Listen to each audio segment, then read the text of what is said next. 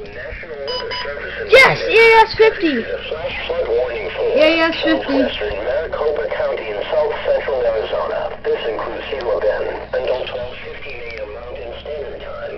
At 9:03 p.m. Mountain Standard Time, National Weather Service meteorologists detected very heavy rain that will cause flash flooding. Up to 2 inches of rain has fallen north and west of Gila Bend, and an additional 1 inch is expected. This will combine with runoff from earlier storms to the north.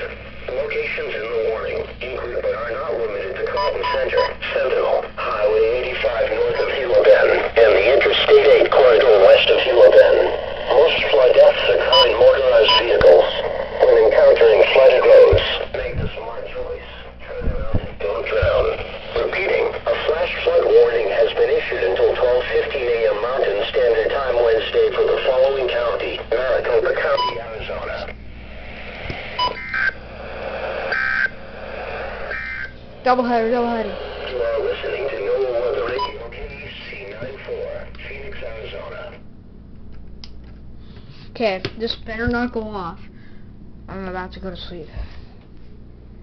No, I'm not, but still.